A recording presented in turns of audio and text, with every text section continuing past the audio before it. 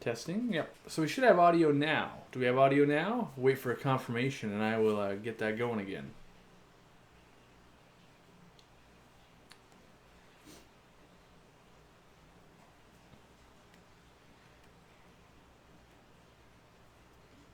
Still waiting. Everyone's spamming that they don't have any sound, but there's a lag between me fixing something and you guys getting something. So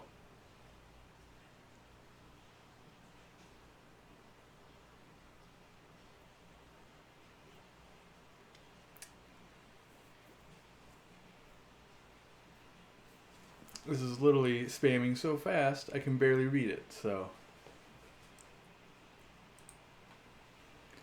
give me one moment.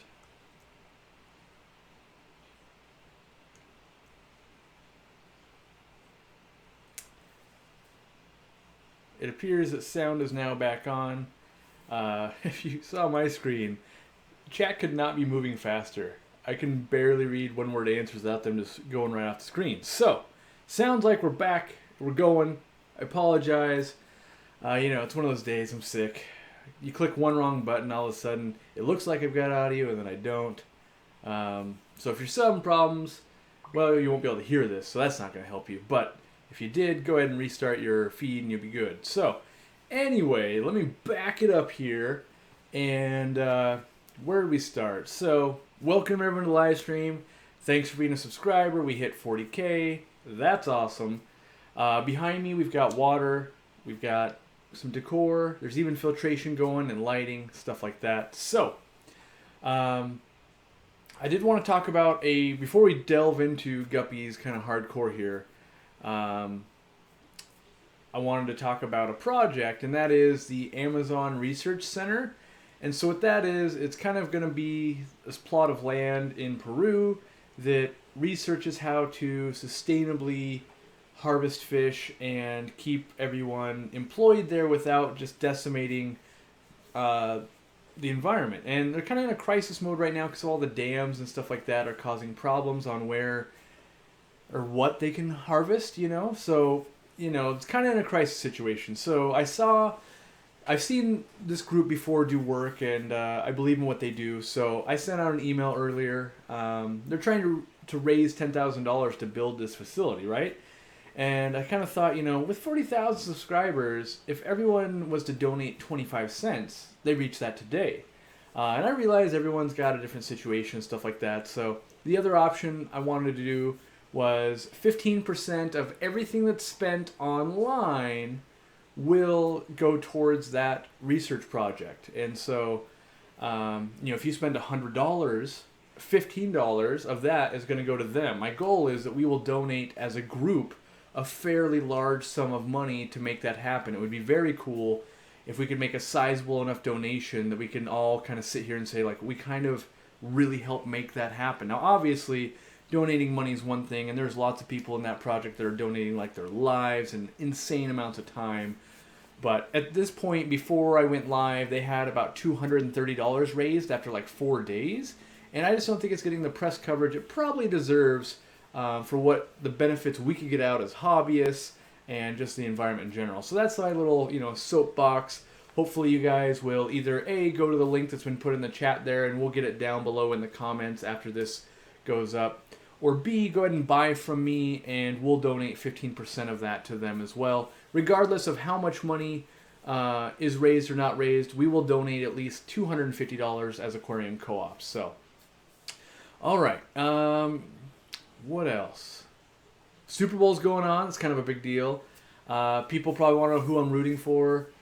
I'm that classic, like, what I'm trying to think, like, I'm like Waterboy in that movie where it's, I basically call football foosball. Like, I know all the rules and stuff, but I just don't care. Give me the chance to watch any fish tank versus a football game, and I'll watch a fish tank. Now, if we're playing in the backyard or something, I'm going to play. Like, I'm super competitive. So, some people ask, what happened to the giveaway? Prizes were announced, and they're on the website right now if you click on the contest. In fact, there's a couple people in the chat that have won and got their gift cards, so you can even see that, I actually do give it away. I always wonder, when I was a hobbyist and stuff like that, Do they actually give that stuff away? Because I never win. But you can actually talk to people that have won. So, all right. So let's start getting into some Guppy questions because that's why we're here. So, now that chat has slowed down, because when there was no audio, it literally, I wish I had the camera on because it was making me giggle a bit on how fast it was going. The landslide of no audio was crazy. So anyway, that's a good. I'll start there. So Yingfin says, talk about Camelinus redworm, and I think that's a very important subject because it's really prevalent in guppies. It's just because guppies in general are kind of, I call them pickers, I guess, little nitpickers. They just go and they just eat, and they'll pull off little pieces of algae and poop and anything on the ground, and so because they'll just eat anything, they'll eat eggs and stuff like that from the Camelinus redworm and poop where the eggs are in it, so that's a problem. The only known, tried and true way to cure it, in my experience, with a very high percentage of it working, is using levamisole. I personally recommend Greg Sage and his directions, mostly because I've had experience with his stuff. I know it's fresh, and I know his directions work for me. A lot of times people say, well, can I buy it from here? Yeah, you can. I just have no idea how fresh it is. It probably could be fresh. I don't know. And then their directions are different also. The lethal dose rate of levamisole is very high. So there's a lot of room for, well, I say dose, 1/10 of a gram. And the next guy goes, I dose half a gram for the same 100 gallons. And they're both kind of right. But, I would follow someone that has a track record of treating the fish. And, you can email them and get some personalized experience. So I think that's a good point to start. I also want to bring up a point about guppies. My throat's already acting up on me. Because they do pick at everything, they're actually super good to eat planaria. And that's why a lot of my tanks will never see planaria and stuff like that. They love to eat little worms and crustaceans and all that stuff. So an active colony of guppies, kind of a little group of workhorses, honestly. All right, let's see. Everyone's talking about donating, becoming a sign spinner just so you can support your hobby. That's good. I've definitely, done some stuff there. Let's see. Are guppies safe with cherry shrimp? So, in my personal opinion, yes. That being said, if you don't feed enough, it's going to be a problem, right? So you have to set up a good shrimp tank, so lots of cover, correct food, correct conditions, and then you also need to set up a good a good guppy tank. And when you do that, they tend to do well together. I actually think cherry shrimp will do better with something like a guppy in the tank because there's food coming in regularly, being pooped out, and they kind of break that down. There's a real active bacterial colony for them to feed on and stuff. So I actually consider them to be basically a symbiotic relationship and do really well together. That being said, I could see how some people wouldn't have success. So for instance, in the tank right there, if I left it like that and I had cherry shrimp in there, let's say I had 50 cherry shrimp because they were breeding, and then I put guppies in there, it's going to be like shooting fish in a barrel for them because they're going to be out and about all the time. But if I had lots of moss and those types of things in there, they can get away and they're not always in their view. And for a lot of fish and stuff like that, it's kind of out of sight, out of mind. Let's see here. Koji says, hi Corey, I've got 20 guppies in my 30-gallon tank, and I think one is sick. Okay, I think one was sick, and they all got sick and died. I want to get more, but I'm scared if the disease is still in your tank, or decorations, or do I need to wash it? So, here's my logic if I had something like that go down. If there's disease, and there's no host, typically disease goes away. And parasites too, it's just a matter of how long. And so that could be, on ick up to 2 weeks. On some things, could be months, if not years. That being said, usually like a week without any fish in there, pretty much all bacterial infections and most parasites just die off. If you were super duper anxious about it, I would put like a decent amount of salt. So it's a 30-gallon. I'd put 3 cups of salt in there, and that would be enough salinity to probably kill off most things you'd be worried about. And the guppies themselves can handle some salt in the water, so if you didn't get it all back out, it'd still be okay. That being said, when you do buy your next guppies, I highly recommend you treat that 30 gallons as a quarantine tank and use some maybe bacterial things, because with their big tails, they're very susceptible to bacterial infections. And then in general, guppies tend to be kept in confined spaces, so lots of guppies in small spaces because they get sold so much. And then, ick is kind of a common one with them as well. And it's not that they themselves like carry ick more than another fish. It's that a lot of times they've hit so many different waters, and that maybe your home aquarium or the store or the wholesaler's aquarium wasn't correct for it. And it's harder on their body, so their immune system is already down a bit. Combine that with cramped conditions, they're a good host for a little bit of ick there. And then just to top it off, because we kind of already established they like to pick at everything, they might be picking up other internal tapeworms. I hit them with General Cure as well, and that's even my very expensive guppies. I hit everything with it, because it's when you think, oh, they're good, is when you start spreading it all around your fish room or your 3 tanks or whatever you have, and you make a big problem. So people are asking, why the blue gravel and red rocks? Well, I didn't know until I went on the live stream, but those rocks are actually black. It's aragonite, and in person it totally looks black. I think it's the camera doing auto color correction. So you remember how I used to look like Papa Smurf, right? Well, now I look correct. The camera's auto-correcting the color, but it's probably tainting that color, and I don't know why it takes it from black to blue, but, that's what it does. And then the lava rock, I chose to use the lava rock because I'm using undersized filtration, and lava rock itself is kind of like giant biorings. So they themselves harbor so much bacteria, it's amazing. And the reason being is at least one of those tanks, I'm going with cherry shrimp. Cherry shrimp. So shrimp in general. And I don't know what I'm doing with the big tank yet, but I do know I'm going to play with a lot of plants. And because they're so porous, they're great catalysts for plants. So yeah, you're going, hey, that looks artificial. Like there's just rocks with holes in them.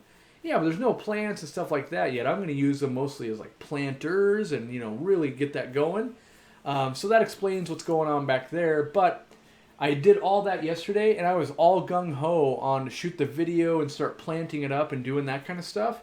And then I woke up with a giant sore throat and thought, you know what? If I work really hard today, I'm going to be sick for a really long time. And so I took it mostly easy and answered you guys' questions and stuff like that, and just focused on the live stream, which I already screwed up and had no audio. So you can imagine if I was playing with that, who knows? The computer might have blown up.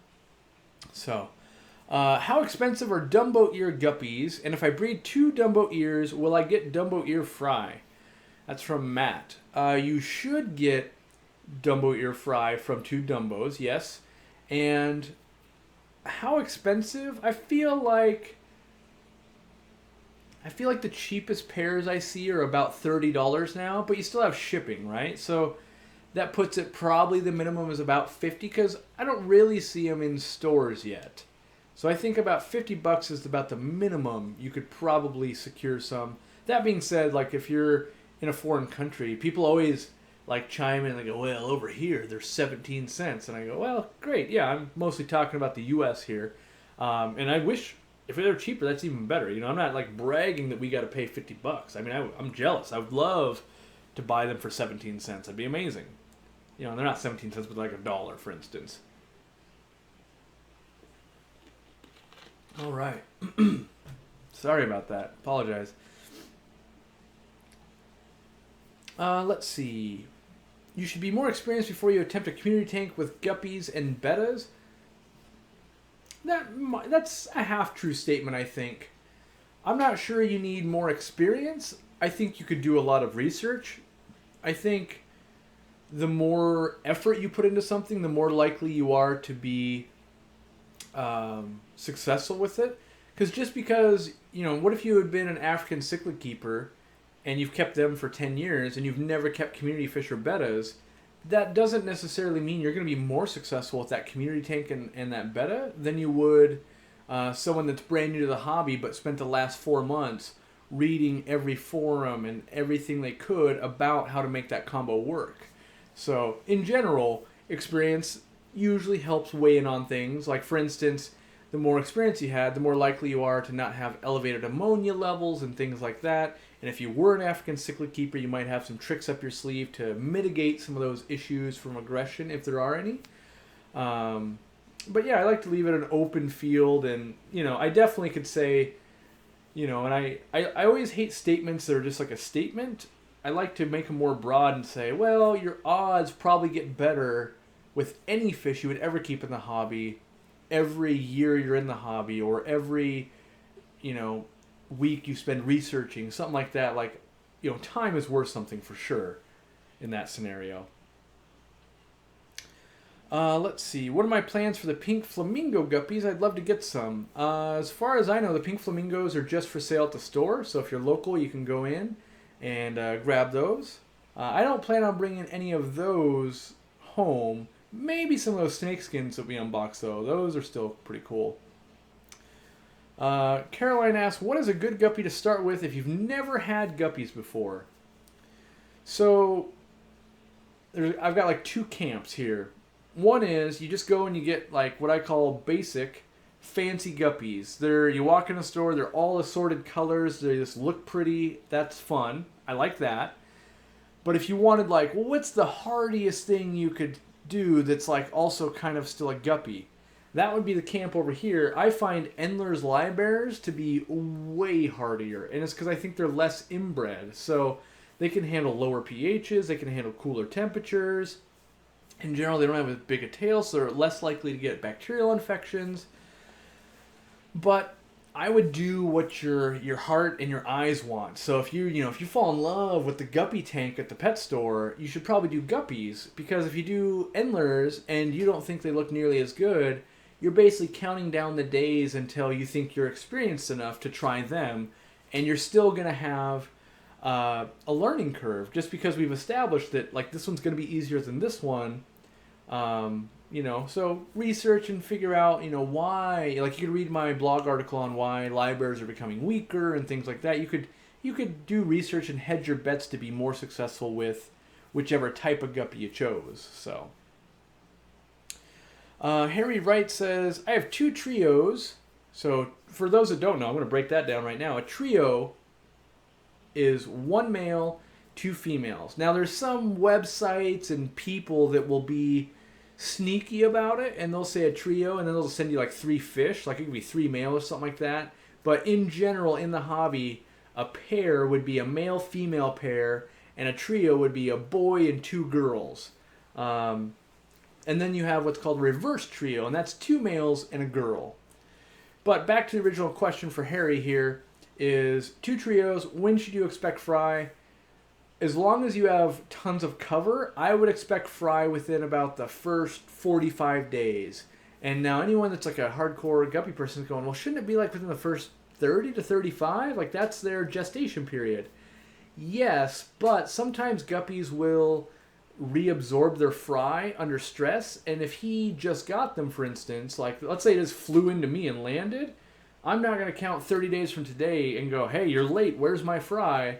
Because I know that was a real stressful process. So they might not really start developing fry again until 5 days after they've been at my fish room or something like that. But in general, if I've gone like 2 months and I'm not seeing fry, I personally think I need to change something. So it's either I'm not feeding enough, it could be that one male is just way too aggressive and won't breed, could be I don't have enough cover, could be usually not water parameters. Water parameters, usually the fish is just going to die. But I'm looking at it from an ecosystem of what did I set up incorrectly here, because guppies pretty much just do that. They live to make more. Let's see here. Hey Corey, looking at opening my own fish store. What would you recommend?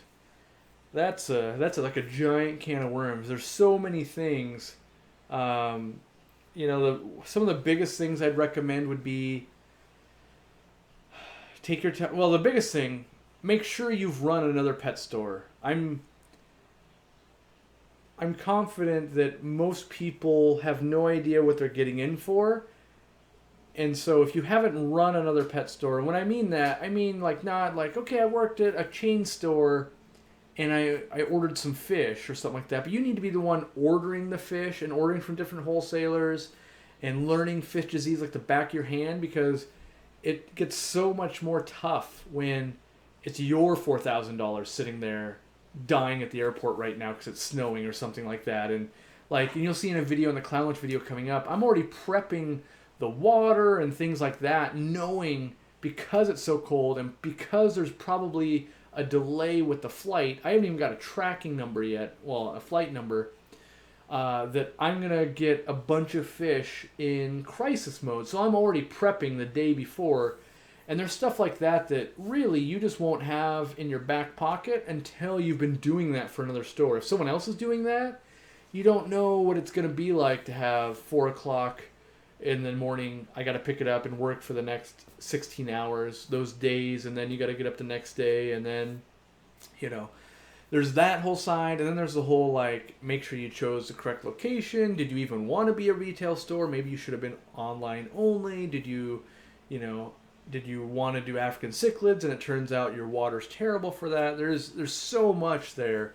I would say if you're not working in another store and actively doing tons of research and really developing a plan, it would be very difficult for you. So, when do we get Taco Union t-shirts? When I can think of the right way to incorporate tacos and fish, There's, different, there's tons of funny ideas. Like, what if there was a guppy inside of a taco? But then it's like, well, now that just looks like we're eating aquarium fish, and maybe that's not funny. Or, I don't want to offend anyone. Maybe you've got fish eating tacos. Like, maybe that idea works. I don't know yet. I got to get Lamont on that. Lamont will definitely be, I'm sure, the brainchild of producing something that's like, hey, that was it. Because I never know what I need. I just know that I can rely on certain people, and they usually will come through for me. So, let's see. How expensive are Dumbo ear guppies if I breed? We already did that one, so that's good. Would you only recommend having males or having a trio instead? I personally would only do a trio. I don't really have...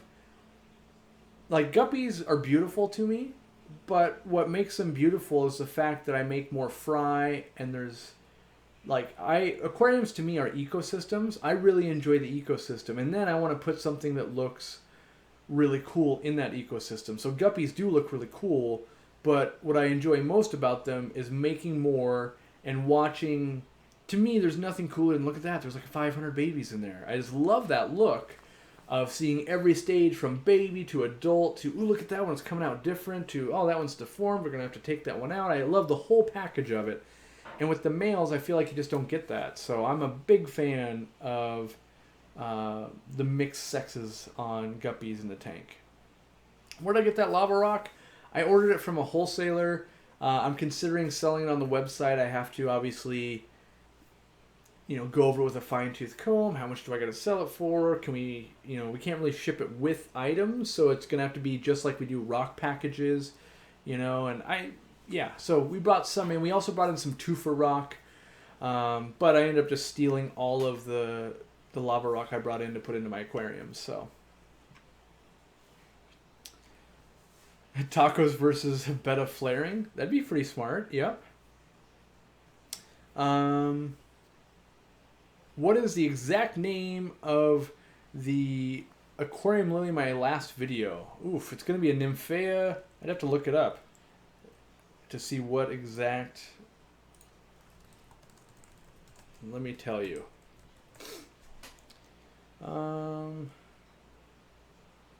Geez, here. It's even. Oh, it looks like Nymphea stellata is what they're calling it. I just have always known it as a dwarf aquarium lily. So, what live breeders make the best live feeders for predatory fish? In my opinion, probably Endler's Livebearer. Tips on keeping guppies in ponds outdoors. One of the best tips, I think, is build a nice top for it, because that'll get you through the winter months a lot better. It also comes in handy if you have predators around. Now, if you're in a super hot climate, you don't really get to utilize that. So, but for me, in a lot of the country, I think you can get a lot more months out of it if you were to build like a top out of either windows that you find on Craigslist for free, or maybe you go and buy some greenhouse siding or something like that. But I feel like you can really extend and secure those guppies. But for the most part, get the water turned green, use an air pump, and feed them.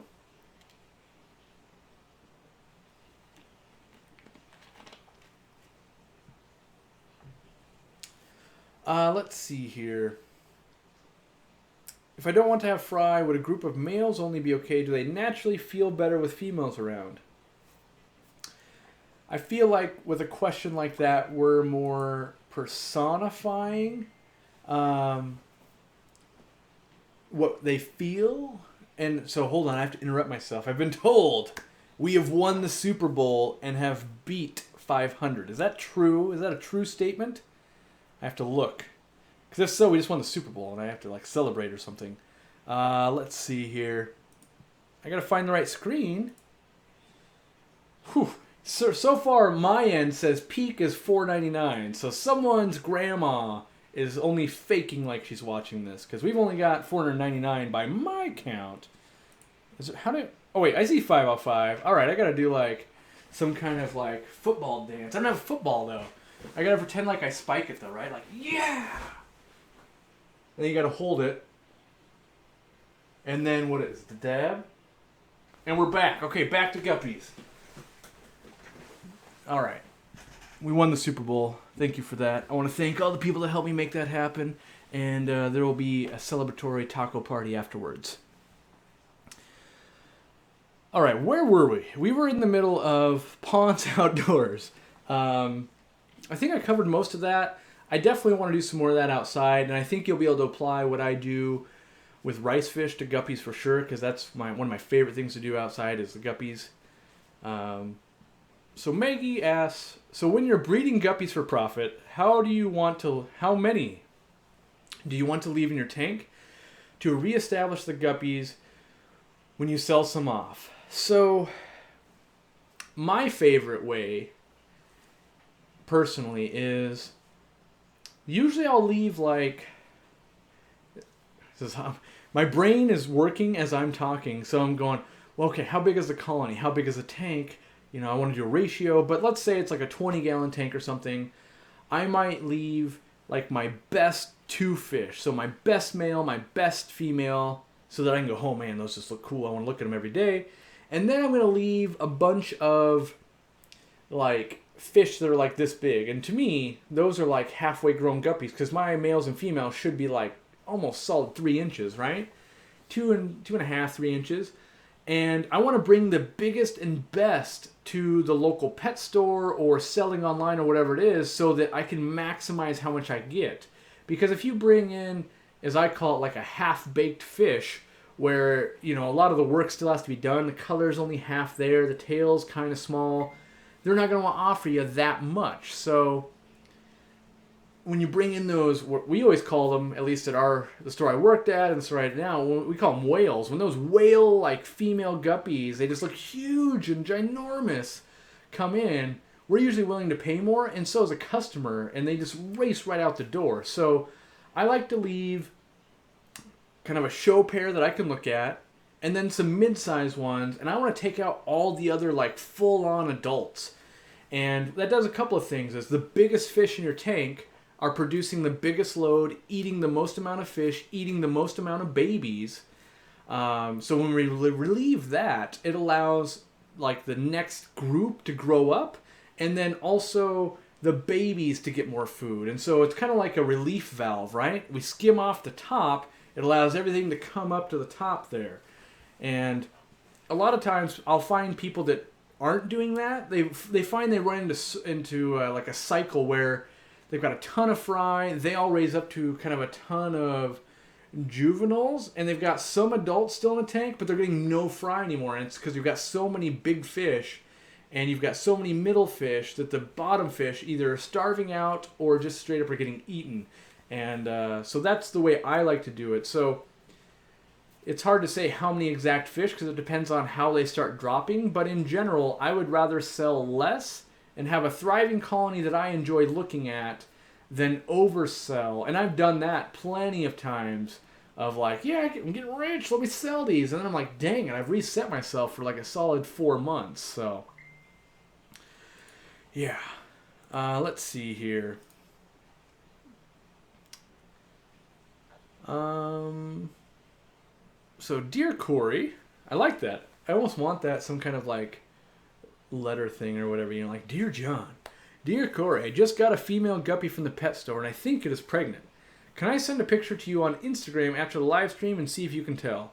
This is from Parker. So, you can totally do that, Parker. The problem is, I have basically decided I won't answer direct messages on Instagram because it's one more thing and I can't watch for it. So if you email me, store@aquariumcoop.com or Facebook or Twitter, any of those, you show me that picture, I will identify it for you. I'm pretty sure it will be pregnant, but I just don't want you to send it off into the abyss and then go, Corey said he'd answer and he never did. And because that's what happens in Instagram. Basically, Instagram, I'll talk in comments and I'll post pictures and stuff, but what I don't, here's the reason why, because people always go, why not? Because I'm answering so many comments, I can type anywhere from 70 to 100 words per minute, or 100 words per minute on a normal keyboard. You get me down to texting, and that's going to be like 20 or 30, right? And so it takes me 3 times as long to give you the information. And unfortunately, Instagram, I don't think will let me do it, like the direct messages at all. So I'm sure I could hack my way through it, but I've already opened up those platforms, and so hit me up on any of those, and I'll take care of you for sure. Let's see here. My chat is like scrolling super fast, and I scroll down all those kind of things. So if I'm missing you, ask it again like every 10 minutes, and I'll I'm trying to get as many questions as I can. Ooh, that's good. And Jay Helfrich has more Liberty Mollies born from the trio he got from me. He's got up to 30 fry now. And some juveniles. Good. I'm glad to hear they're doing well. Let's see. Someone says, so there's a lot of inbreeding. Typically with guppies there is, yes. It doesn't really degrade down very quickly. You know, only when you're in a mass farming scenario, typically do I find that it happens relatively quick. Because as a home hobbyist, we tend to make things better. We're working so hard on making things better where something like that, at a big farm, you're just counting numbers, right? I mean, not that, I don't want to pigeonhole all farms into, like, not that they don't care. I don't know how to word it correctly, but not that they don't care as much or something like that. So, but in general, I think the harder we try and make a color or a bigger tail or something like that, we're going to have to inbreed to do it. And then we should be outcrossing and things like that. Hey, Corey, do you get the same benefit if I order your products on Amazon as if I would on your website? Asks Cruz. So technically, we would make more money if you order on our website. And like today, for instance, if you order on the website, 15% of the money you spend will go towards the Amazon Research Center. Because Amazon takes their own kind of giant fees and they ship it and I'll do all that kind of stuff, we wouldn't be able to offer that same deal on there, unfortunately, because that would probably put us into the like losing money category on that point. Which, don't get me wrong, I'm willing to donate some money, but you always got to be careful. When you have 40,000 people following you, if everyone ordered a bottle of Easy Green on Amazon and I was going to donate X amount of money, and it cost me $2 per thing, all of a sudden I owe 80 grand. So that's a bad scenario. So you always got to make sure you're turning at least a slight profit. Give me guppy advice. I will, indeed. We'll grab some more questions here. Dear Mr. Corey. Let's see. Some guppies aren't schooling fish. Or since guppies aren't schooling fish, could you keep a single guppy in a 1 gallon? So I think this crosses into the realm of science versus art. Science, yes. Technically, 1 gallon tank, maybe even smaller. 1 guppy could be kept alive, technically, by watching water chemistry and stuff like that. And then it's the art part of it of like, well, do I think that's okay? Am I okay with that? Is the fish emotionally okay? You know, there's a lot of unknowns there. So while technically it could be done, I don't personally wouldn't do it. And I think I would enjoy it a lot more. Bigger tank, more guppies.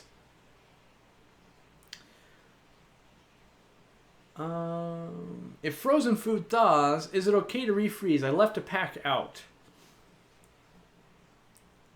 Yes, if it's like, let's say it's been like 45 minutes, yes. But if it's been like 6 hours, like, well, bacteria might have set in, and you don't want things to spoil, and then, you know, as you feed that out over the next month, you're continually getting your fish sick. That'd be bad. So, you know, if it's, you know, just thawed out, I guess I feel like this. If you wouldn't eat it as a human, don't feed it to your fish. So if you thawed out some hamburger, and then someone walks in and says, we're going out to dinner, and you threw it back in the freezer right then, probably could still eat it, right? But if it was like, oh, I forgot it on the counter, and then I woke up the next morning and it was like room temp and bad, maybe you don't eat that.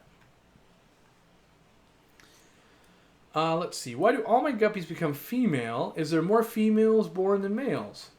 Typically not. I don't know. I haven't read any studies about like water chemistry affecting male to female ratios. I can say in one of my strains out there, I have way more males than I do females. This is all guessing at this point, I would wager that for whatever reason, a male got a little bit bigger, ate some more guppy males or something like that, competition, and then it turned the tide, or ate some females and turned the tide. But I doubt that it's like strictly like a genetic thing or something like that. I mean, I guess it could be. There could be some lethal gene I don't know for male guppies only, but I don't know of one, so. Dear Corey, do you know of any good books or other resources on guppies in terms of good pictures of different strains? Yes. You know, if I was smarter, which I'm not, I would have like my giant stack of guppy books sitting here so that I could have answered that question efficiently.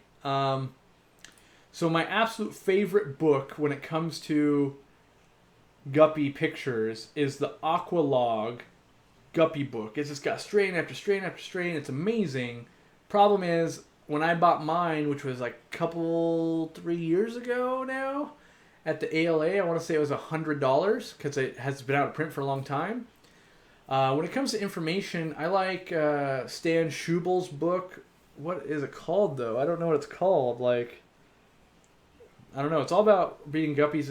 It's mostly a white book. It's about that thick, about this big. I've got it. I don't know the name of it off the top of my head. Those are books that I would use. In terms of like information, you could delve into some really good threads on guppies.com. Even though it's like a wasteland now, all the threads are there. And if you dig back in the time machine, you'll find a wealth of knowledge. That used to be like the place to hang out. I've been in talks many times. I would love to buy that website and get it revitalized because, man, I spent a lot of time on that website geeking out when I was a noob. Corey, I've got a lot of tanks and 3 bedrooms, seeing mold in my windows. Any advice? So, my first advice is let's get some humidity out of there. My advice is a dehumidifier. I run them in anywhere I'm going to run a decent amount of tanks. You run a couple $100. The good thing is because they put out heat, they kind of lower your heating bill. So it's not directly like, hey, that's going to cost me $50 a month, because that's about how much they cost to run, at least in my neck of the woods. Because they're putting out heat, your heater will turn on less. So it's not exactly just straight up cost me more $50 more every month. But once you can get the humidity down, then work on cleaning up the mold. Maybe you're using bleach or some actual mold spray, that type of thing. You could insulate your windows. Like in my old fish room when it was in a garage, I used like the 3M sticky plastic. That kind of helps because it creates air gap between, and that's an insulating barrier. But I think the biggest thing by far, dehumidifier makes the biggest difference. Are bettas compatible with guppies? I would say most people would say no. I would say in most instances it's probably more trouble than it's worth. Has it been done before? It has, but I wouldn't willingly be telling people, yeah, just go do it, you're going to have no problems. Let's see here. Can I breed bristlenose and guppies in the same tank? You can. I'm doing it in the fish room right now. If you watched the last fish room tour, it's in there from Friday. Oh man, I got sinus thing going on now. All right, should be good now. Let's see here. Do a Tetra stream? I suppose I could. That's, I can do almost any stream. I just need to know, I know enough about it, but you guys got to ask me good questions, because I feel like if I was to do a Tetra stream, I'd be like, all right, so here's the extra fin Tetras have. Here's a few different cool ones. What else do you want to know? Type of deal. So yeah. How large are your omnivore pellets? Do I have a package open in here? I'm not going to be able to show you any. Well, maybe. So this package right here, I'm opening it up. These are the normal small pellets. And they're like, if you've ever bought like betta pellets, they're like the size of that, I guess.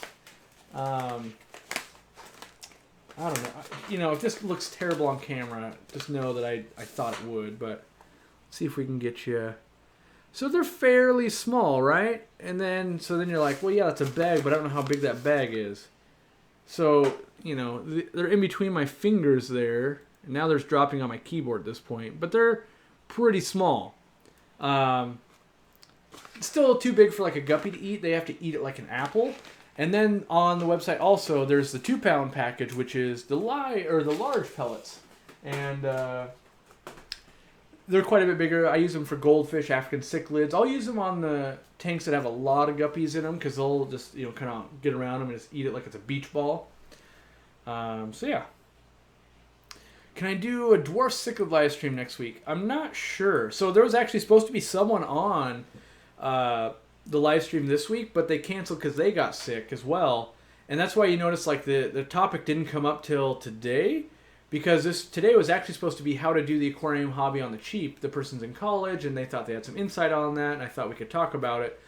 But that didn't come together. So I might have something scheduled next week. I don't know. Like, I've got so many things going on that maybe. I know I've got one coming up with LR Brett's, but I think that's like mid-February. I don't know. I got to talk to them about it. Let's see.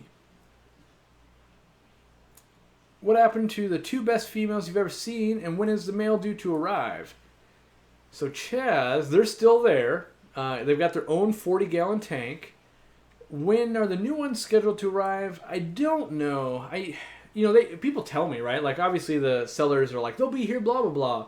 And because I have like 1,000 dates in my mind of places I'm going, stuff that's shipping in, that type of thing, I don't know.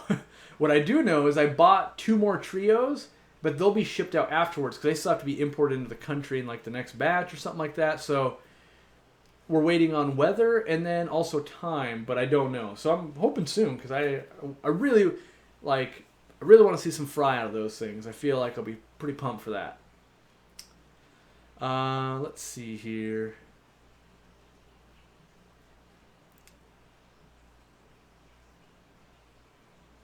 How's it going, Tom Meltdown? He wanted me to say hi. hydrogen peroxide on your mold and it worked pretty well. I could see that. Yeah. I mean, don't take me a word for it. Like, I don't want you to, like, hate on me because you're like, oh man, hydrogen peroxide ruined my hardwood or something. Like, I don't know, but that just seems like a decent idea. I would try that. Let's see. This is not what we're 47 minutes in. All right, not a guppy question, but is a 90-gallon tank okay for a Faka puffer? It's what I consider to be the minimum tank size long term for one. If you're really on your game, I feel like you can do it. Any advice on getting hired at a local fish store? I do have advice on that. So first, don't try to get hired at a local fish store. So anyone that comes in and says, I'm super good at the hobby, I'm really passionate, I really love your store, I really want to work here, I really, fish store owners are going like, oh geez, I don't know if I can work with this guy, he's too like overzealous. So instead what you want to do is you want to kind of be around, come into that store once a week. That's the important part. Like, go in once a week, make your small purchases, build a relationship, let them, get them to know that your name, is Arturo, and eventually you start saying like, you got to make a comment, something like this, like, oh man, I would love to buy that right there once I find a job, and then that's kind of like a passive way of letting them know you're looking for a job and that you also want, let's say, that canister filter. A smart business owner, if they think you're the right candidate, would think, the employee discount would be good for this person. I would pay them, and if they're going to spend some of that money back here, they're going to be like really cheap labor. That's the best way. I'm going to say, I think all of my employees, except for one, I've gone to them. So they've been customers, and I go, hey, are you looking for a job? You seem like you're a good fit for this. But you can only evaluate someone like that if you see them like once a week. You're learning more and more about them, that type of thing. But if it's just at a chain store or something like that, you got to fill out an application. And I'm just one guy, right? That's how I do it at the stores that I was either managing or worked at. So it's always worked relatively well for me. You get to know the person before you hire them. Tends to work out better. C Squared says, thanks for the video on the power outage. Prepped my survival box, and thanks to that, they survived a 110-hour power outage. How many days is that? 4 days? Is that what that works out to be? A little more than 4 days. Wow, that is a survival right there. Starter guppy breeds. I would say anything that's been around a long time. So maybe like German Berlin buttercups. I wouldn't go with Dumbos. They're going to be a little bit harder to take care of, I think. Trying to think what else. Anything with shorter fins, I think. Yeah. I like assorted guppies. Assorted guppies, because they've mixed the genes so much, they're usually genetically stronger. Just like kind of a mutt dog is more robust, a mutt guppy is typically more robust as well. It's Spaghetti asks, any coupon codes for the website? None currently. Right now, we're giving basically to a good cause, and that is, that Amazon Research Center. If you buy something tonight, which I hope all of you buy something you actually need, that's my favorite win-win situation when you go, I needed a Fluval light. And instead of buying it from Amazon, I'm going to buy it from Corey, and then 15% of that goes to the Amazon Research Center. So that's what we're doing, because I can't afford to give 15% away and cut a bunch of money out. So you kind of got to look at it like, well, I'm going to donate to charity as I buy something I need today. So, what's your top 10 for a 10-gallon? What is my top 10? So guppies. I like endlers, even though they're almost the same. Shrimp. I feel like I love to breed Apistos in a 10, especially Cockatoides. What else would I legitimately do in a 10? That's the thing, is I don't want to tell you stuff, because I wouldn't do a multi-tank in a 10. I'd do it in a bigger tank. What would I do in a 10? I feel like I could get roped into What could I get roped into?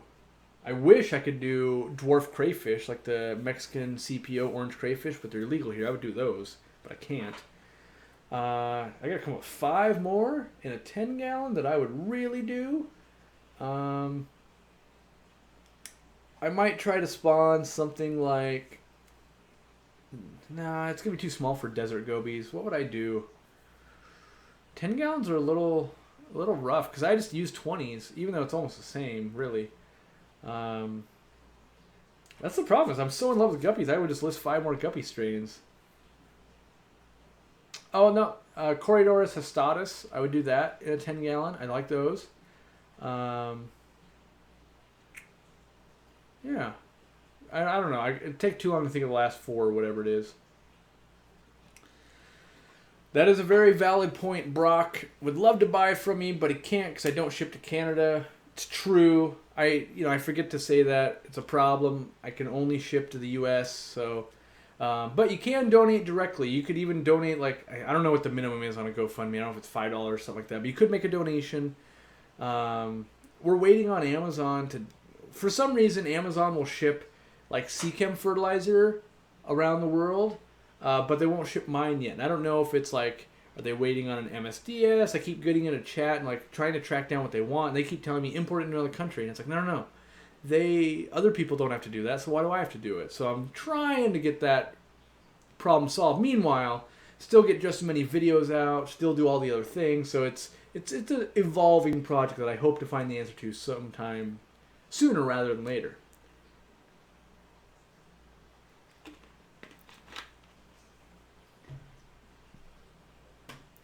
All right. Galaxy rasboras are beautiful and stay small. Yeah, also rice fish. Typically, though, I do Celestial Pearl Daniels in a 20 or a 20 long. So, Arturo asks, what is the Amazon Research Center?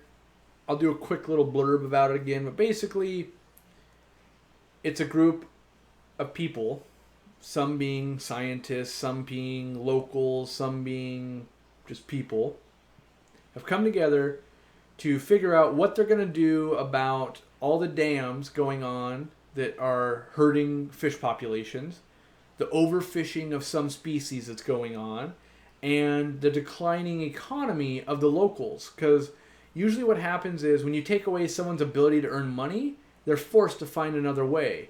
And the most other likely way might be some kind of like slash and burn the rainforest, grow a crop type of thing. And that's bad for fish either way. So they're trying to build a facility basically where they can study fish, figure out how to maybe populate them a little better, see what the rates are of that they could farm and actually catch, that type of thing. Eventually they want to build a whole dorm so that students can do research papers there and stay there on site and do those types of things. I know this. If we do nothing changes about that problem for the better. Stuff could get worse. It's unlikely that magically it'll just be like, oh, it just got better on its own. We could also collectively put $10,000 through that and someone could steal it and it could be horrible. We could also put $10,000 towards that and they find out something amazing and make a good difference. And I like to believe that most people are doing good things, and I feel like I can give a bit and help, and then let's see what comes of it, and maybe in 2 years we're going, look what they did. And then they need something else to make something else happen. We go, great, let's help them do that. But, I like to believe that most things are good and help where I can. So, let's see. Can you get fish from me? Not unless you come to my retail store. Let's see. Why did you tell us to buy off your website instead of Amazon? But on your website, for EcoComplete, it's a hyperlink that goes straight to Amazon. Also, your website says $22.09, but Amazon says $26. So, one, I don't ship EcoComplete because it would cost me more than $22 to ship you a bag of EcoComplete. So, because I recommend EcoComplete so often, we have a link on our website so that you can go, oh, look, I'd like EcoComplete. Let me buy that. The other thing is, Amazon has a bunch of sellers. So at the time when I added that item, it takes the price of $22.09. When you looked at it, it showed you $26. If you click on the button that says see other buyers, you're going to go, oh, look at this. There's 37 different people, well, not really, different companies that are all having their products sit at Amazon that's willing to sell it to you. And some are going to be 26, some might be 30, some might be $4. You know, it's all a range there. So, that's why I tell you to go buy on my website, because 99% of the products are ours and will help, but there are things that logistically just make no sense, because a 20-pound thing will cost more than $20 for a small Joe like us to ship. Whereas Amazon basically controls the world and controls the post office and have bargained such a low rate that they can still do it and turn a profit. So that's how that works. One of my guppies died 6 days after I purchased it. It couldn't stay upright and then just stopped moving on the gravel. What do you think it could have been? My best guess is non-optimal water parameters either at the store or at your house. One of those two. And that means that it could have been an ammonia spike at the store. It could mean that your pH was too low or something like that. But that's what that sounds like to me, is that it was kind of a slower death. It was not kind of upright, and then it kind of had this stop moving thing. That being said, if I had been there and we saw pictures or video, we could diagnose it a lot better. That's kind of the 30-second off the hip. Maybe it's that. Let's see. I currently have 3 males and 2 female guppies in a tank, and I know I need more females, but I'm on a budget. How long can they stay in there with less females before I need to add some? So Eli, I would tell you, if it's not broke, don't fix it. So for instance, if you have 3 males and 2 females, but they're all just like thriving and doing amazing, you don't need to add more females yet. But if you're noticing like the females are always hiding, trying to get away from males, the sooner the better that you can get that would help. But I feel like a lot of people, myself included, if you know like, oh, well, generally you want more females than males, your mind just tells you like, we need to get more females or this isn't going to work. But if you look over there and they're just doing amazing, they probably are doing amazing, and we don't need to do anything about that. And they'll make more babies, they'll raise up, and eventually you'll have a big colony. So I would play it by ear without knowing more info.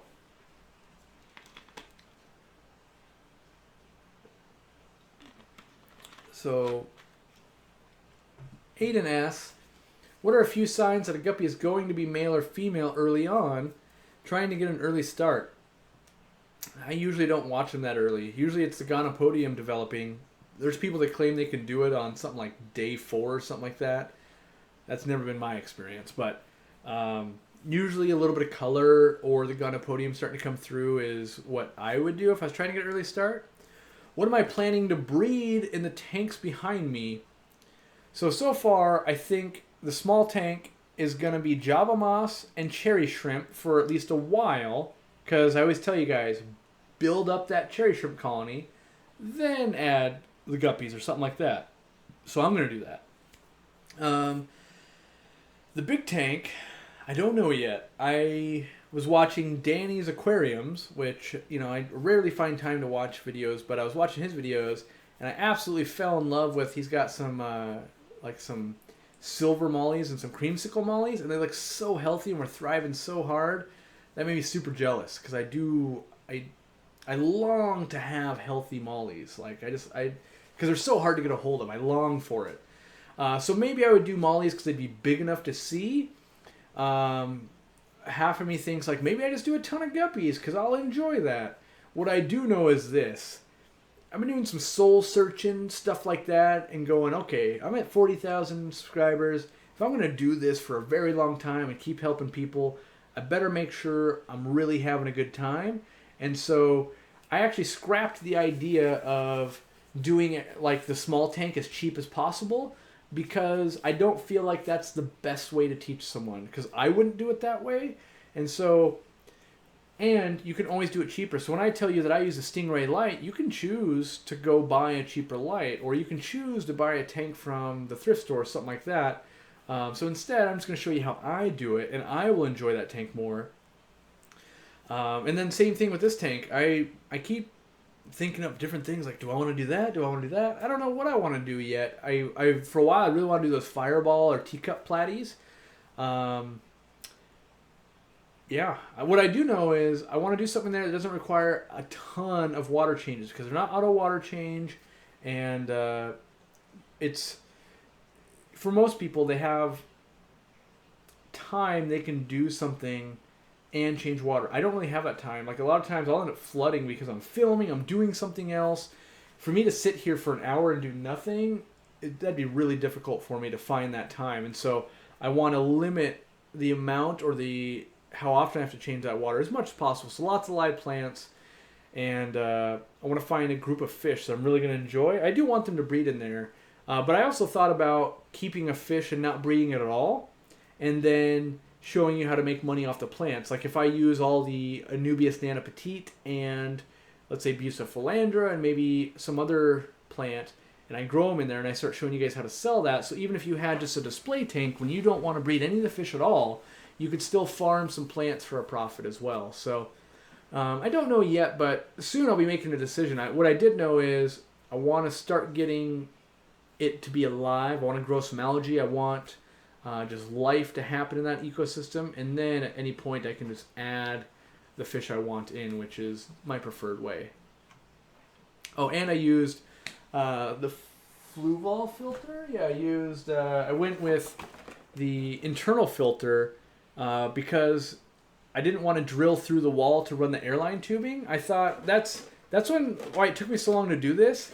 Is every part of what I had set up that I said I was going to do was just like, no, it seems horrible. Because I was going to save money and use a sponge filter or undergravel filter and an air pump. And then I'm literally thinking, I have to drill through the wall. I got to go buy a drill bit like this long, and I got to try and get airline tubing through there.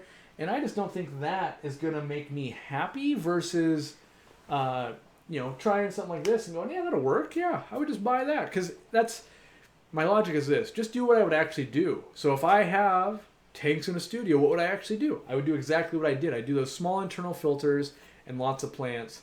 And that makes more sense than doing something crazy that I wouldn't actually do except for the fact that I'm doing it to make a video about it. So, yeah, that went long there. Let's see. What are the best plants for African cichlids? In my opinion, Inventory King, it would be an Anubias. Kind of the easiest and best, I guess. I mean, best is in the eye of the beholder, obviously, but I feel like Anubias is a solid choice for sure. Hey, Corey, how come people selling red guppies online use purple lights to make them appear red? In reality, when you buy them, they're orange. Or is this just the industry's idea of red? So I think a few things. One, you want them to look red when you sell them. Even I put on a light that enhances their color. Two, it depends on the type of food. If you feed red color enhancing food, they might be really red. If not, they tend to be more orange. Yeah, I mean, and also like an albino strain of a red delta tends to look more red or more orange, I guess, than the blue-eyed strain does. But that's the thing is, I'm never big on the names of fish. I'm big on what you see. So call it whatever you want. If they have a red guppy and they call it Mountain Dew guppy, I don't care what you're calling it. I'm judging it based on what I see. And so that's how I would buy it. And so if I saw them and I thought, oh, these are more orange than they are red, but you like the guppy, just buy it. If you don't like the way it looks, don't buy it. That's, and that's not me being passive aggressive. That's me going, stuff gets called and made up names and all that kind of stuff all the time. But I believe my own two eyes. When I look at it, I go, wow, that thing looks amazing. I don't care. Call it what you want. I'm calling it sold. I'll take it, And that's what I generally believe when it comes to guppies and discus and, anything where it's just a million different morphs. Call it what you want. I'm either buying it or I'm not. All right. Happy Cat says, hey, Corey, did a big water change yesterday, and now my water is really cloudy. The water levels are all perfect, though. Any thoughts? So here's my most likely scenario, knowing that it could be anything.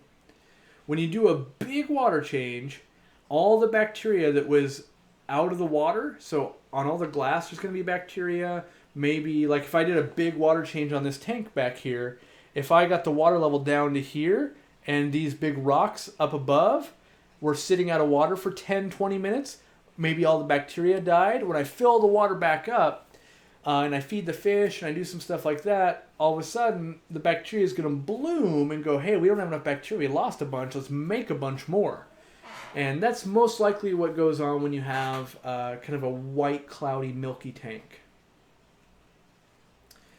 When do you start treating baby guppies for worms? If I thought they had worms, I would treat them the day I thought they had worms. People always ask, like, are you afraid of treating fry or something like that? I'm not. You know, for me, I always treat.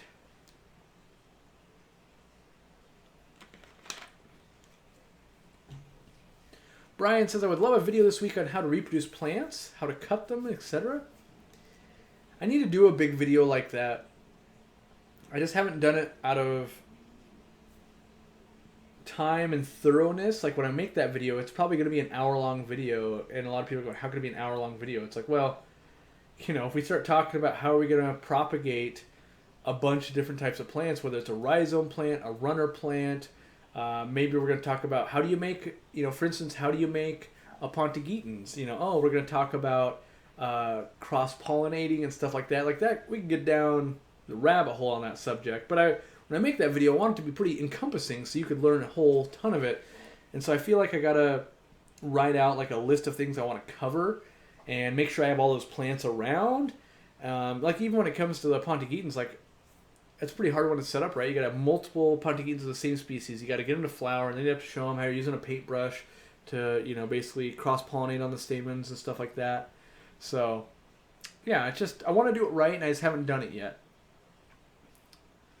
Let's see. Can guppies be with the Pistogramma cockatoides? I've heard they will be fine. What do you think?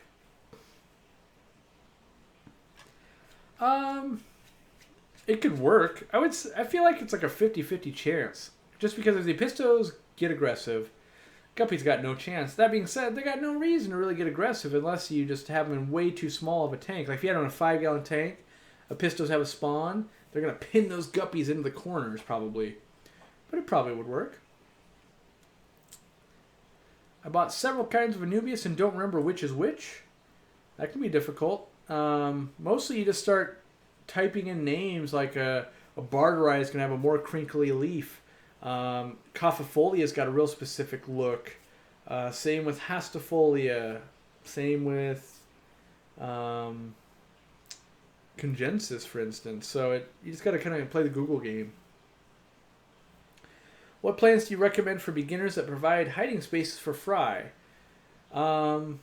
First, like any plant is better than no plants. Java moss is really good. A lot of Anubiases would be really good. Also be expensive. But just mass in general. I feel like with decent light, stuff like that, wisteria is pretty good. It just because it kind of grows real fast. But it can also become a weed. Yep. How intelligent are guppies compared to bettas? I don't know. I haven't really done any studies on that. You know, I bet you they're not smarter. I bet you bettas are more aggressive, which we translate into being smarter. But, you know, I don't know. I mean, obviously they're going to have slightly different brain sizes, but I don't know if that'll actually translate into, like, their computing capacity of, like, oh, this is going to be smarter than this. I'm sure someone's in labs have done that, though. Let's see. Can you fly me up here? I would love to be part of your operation for a day. I've thought about doing something like that. I'm not, you know, if I got to a point where the store was making that kind of money, I thought that'd be a really cool giveaway of like, here's the contest, and then we fly you over here. You get to like be in a video, do anything you want in the store, like just hang out, we eat tacos. But I bet you something like that would cost about $1,000, and it would be a very limited experience for one person, right? Like you guys get to watch the video, obviously, but you know, one person might really enjoy it. And my goal would be actually that it was worldwide. So you're like, oh, I live in, the UK, or I live in India, or whatever it is, and we fly you over. That'd be insane, right? Like, I just think it'd be super cool. But we're at nowhere near being having the ability to do that yet. Maybe at 100,000 or 200,000. I don't know. I mean, that's a pretty big. That'd be a cool thing. Corey, at what age do male mollies develop a gonopodium? I feel like it's 6-ish months. It takes longer than guppies, in my experience. When you breed guppies, how can you get different morphs? Like, when you go to a pet store and you buy a pair and breed them, how can you get a new morph of guppy? So typically, they're going to express some traits. And so what expressing means is, if you don't have a really set strain, let's say they give birth, and you've got 5 blue ones, you've got 5 that are blue but have a bigger tail, you've got 5 red ones, and then you've got like 5 just assorted colors. Now if you took something you like, ooh, I really like these ones that have bigger tails, and you breed those, they're going to express some genes. But some genes are recessive, so you might breed them, and you're going, none of them got big tails. Why did I even breed these? Well, if you breed the fry from those, they are going to be much more likely to express that long fin gene again, and that would be way more set then. So you really got to work with it and line breed something, typically to get it a new morph, so to speak. Let's see. I found a 60-gallon tank on a website for a good price with a stand too. Sounds good. See, this is where I can never agree with people like this. Jim Job says, no way apistogrammas and guppies are going to work. Their water parameters aren't even close to the same. I've done it. I've bred both in the same tank. And so it actually works kind of awesome because let's say you have a guppy at 7.1 pH and you've got moderate hardness and you breed the apistos in the same water, the guppies can actually work as a live food source for the apistos, which then in turn spawns them. So you only do that kind of a move when you really want to spawn the apistos, but they don't kill the adults unless you put them in a confined space.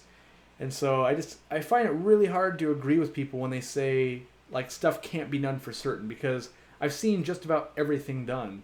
You could say the odds are really against this person. I could believe that statement, but can't be done. And water parameters, like, so for instance, let's say you got apistos born and raised from California, or not California, from Florida. They're going to want higher pH and harder water to even survive. So, there's a lot of things to take into consideration there. Conversely, what if I had been working on a strain of guppies that lived in much more acidic water for years and years and years, and then I put them with the apistos? So there's always outliers there. Let's see. I have a platy molly. I'm guessing platies and mollies. 55-gallon newly planted tank with EcoComplete. When I do a 10% water change, my platies die at least 1 or 2. Use the same water temp when doing the change once a week. So first, I would look at, do we have to be doing these water changes? Because I believe water changes cause stress. So if it's a planted tank, maybe they're already consuming enough nitrates and stuff like that you don't need to be doing that water change. But let's say you do need to be doing that water change. A 10% water change is really small. So typically, that shouldn't cause a problem unless you had chloramine in your water and weren't dechlorinating that. That could maybe cause it. But it seems like I feel like it's more of a coincidence than it is a cause and effect type thing.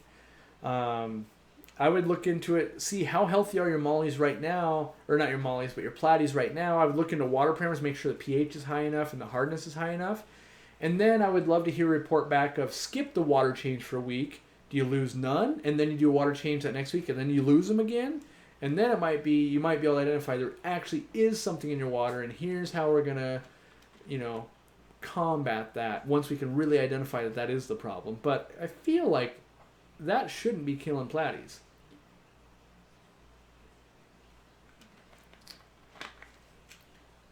I recently put 100 clownfish in my 75-gallon tank. Should I get a bigger tank? Depends on how many water changes you can do. Long term, I myself would find it impossible probably to keep 100, let's say, well, clownfish could be, I was thinking clown loaches because that's what's on my brain. But even if it was, the saltwater clownfish, I don't think I could stay on top of it. So I would say bigger tank if you're really in love with the 100 clownfish, or downsize the amount of clownfish, and maybe that works for you too.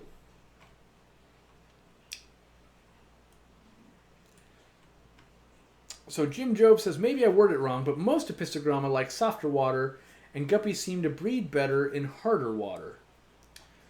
That could be true, assuming, that the guppies you have want harder water, which, for instance, when I buy guppies, I try to specifically buy from people that breed them in softer water. For instance, Greg Sage had a line going for many years that was very soft water, and how he got them, he went and found them in a guy's basement that hadn't done water changes in years. The water had gotten super duper acidic. The fish were still a fancy guppy, looked amazing, but they were super used to softer water and lower pH. So, and then vice versa, plenty of Apistos, all my Apistos that I ever breed, by the way, are bred on crushed coral.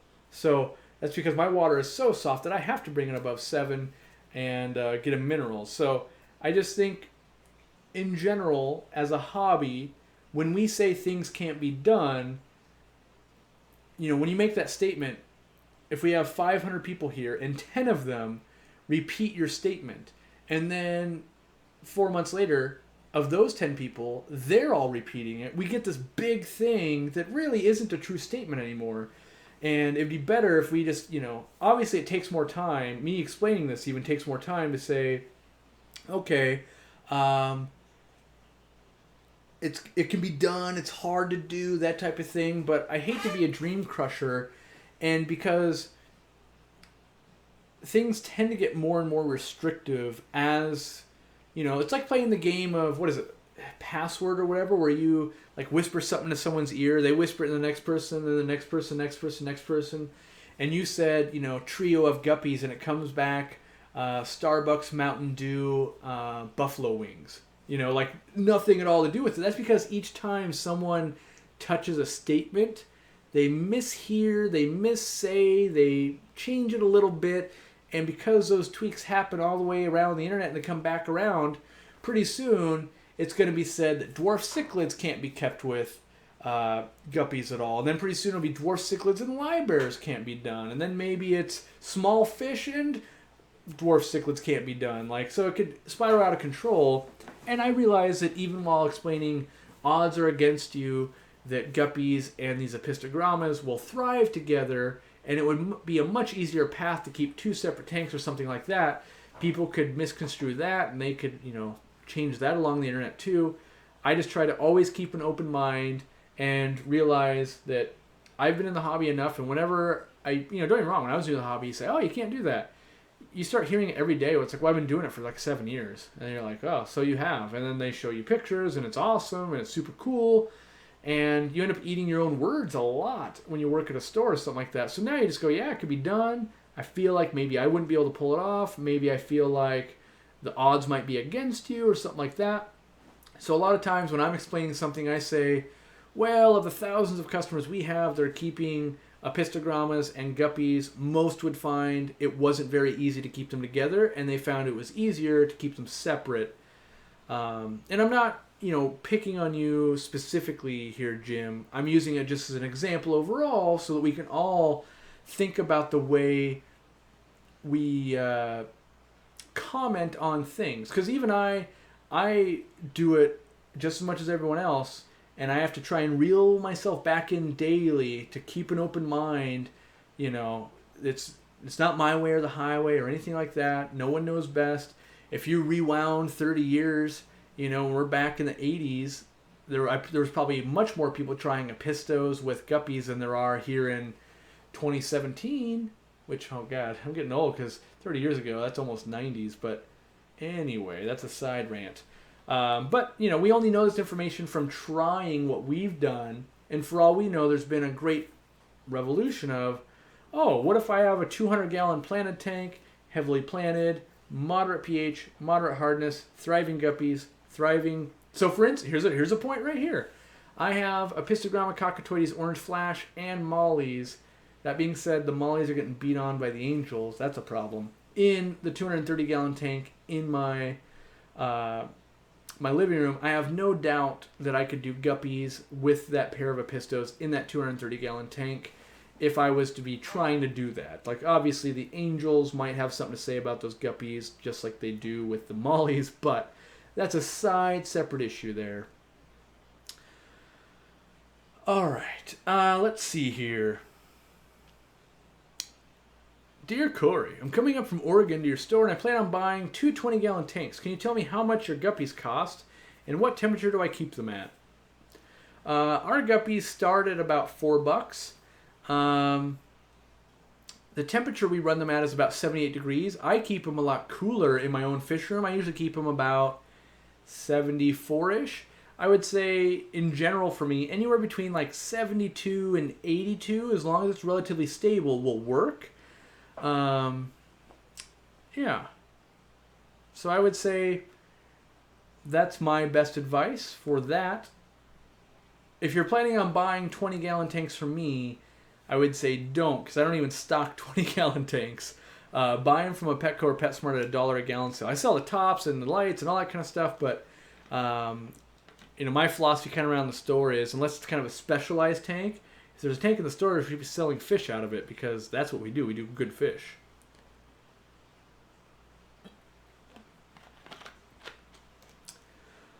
Let's see. Hey, Corey, if you want to carpet and plant into the substrate, how do you move the tank 500 miles? Maybe what you do, and I don't know because I've never done this, but maybe what you do is you drain all the water level out and you cover it with like saran wrap and kind of turn it into like a dry start method. And I don't know how long it's going to take you to drive 500 miles. Is that 2 days? Is it like an 18-hour straight up thing? 500 miles isn't that long. That's only like, if you're doing 60, that's less than 10 hours, right? So I would just drain that water, saran wrap over the top, drive that thing. That's what I would do, in my mind. And then, after I've done that trip once, I would know like, wouldn't do that again, or, oh yeah, works okay. But I've never done it, so. Let's see. How do I get rid of tapeworms or worms on the glass, and is it bad for the fish? Depends on the worm. I would say most worms, not detrimental. Usually small fish will eat them, like guppies, gouramis, swordtails, that type of thing. I find worms on the glass are a lot more prevalent either A, when you have like micro nano fish, or just tetras, or you have big Oscars and stuff that look at that little worm and go, I wouldn't waste my time eating that. So that's what I would focus on, is maybe a mid-range fish that could eat that for you. Danny's Aquariums only needs 12 more subs and he hits 850. Yeah, I feel like, and this is just my own personal opinion here, feel free to disagree with me. I feel like, well, let me qualify my opinion here. I really love live bears, so I feel like Danny's Aquarium should probably have more subs than he has, because he's always doing live bears, and I enjoy watching it. So I'm enjoying it personally. That's all I can say. I mean, I enjoy a lot of stuff when I have time and when I can, but that is one of the channels I'm legitimately subscribed to. Hey Corey, do you find that large body size and finnage in a female guppy can be passed on to their male offspring when bred to average or sub-average males? Can't seem to find any good males near me. I think you could, Seth. I think what you do is you raise that batch of fry up. You look for the biggest one out of that if you can. Breed that back to the mom. And then those babies should probably be much more likely to really have some of that robustness. But, so finnage is one thing. The body size, I feel like that has a lot to do with how much you how much you feed and water change. If you do that a lot, you can make some really big guppies. Finnage, on the other hand, food doesn't necessarily dictate that. Ooh, I like that question. Here we go. So Tetris for Life says, any recommendations for a 55-gallon project in a middle school, mini ecosystem, and interesting fish. So first, I want to tell you about a program that we support at the store, and that is Pets in the Classroom. And because you're a middle school, you can qualify for this. So you can basically set up a fish tank, and they're going to give you like, I think like $150 or something like that for the first year, and then $50 every year afterwards to buy supplies like food and all that kind of stuff. So that helps right there get that project started for you. And you just Google Pets in the Classroom, and it's a grant program. It's super cool. But in terms of what do kids like, I find everyone loves baby fish, you know. So whether you do convicts or you do guppies or, you know, whatever you want to do, I think personally some easy plants and guppies and corydoras, maybe some tetras in there, kind of a community, but also making some baby fish. And then if I was a teacher, and this is just me personally, like I'm not a teacher obviously at a middle school, but I do know some that do it. We work with a lot of them, a lot of teachers. What is nice is when you do find those kids that are like super duper into that aquarium, but maybe they come from a family that doesn't have the money to purchase a lot of those things, you can kind of get them set up with like, look at this, we found this, you know, if you tell them to go look and find a tank at a garage sale or at a thrift store, they can get the tank, and then you can kind of give them some of the guppy babies. Maybe you give them a couple of starts of the plant, and you might start your own little, you know, mini fish keeping thing there. And then also, I don't know if you're like in the science department or whatnot, but you might be able to use some of those endlers or guppies, or whatever you choose, in some of those experiments where you use the 2-liter bottles and you're doing basically a fish down below and you're growing grass or whatever up above. And, you know, maybe you have cherry shrimp in there, so maybe doing that experiment with that. But I would be trying to wrap as many of those young minds up into that tank as I could.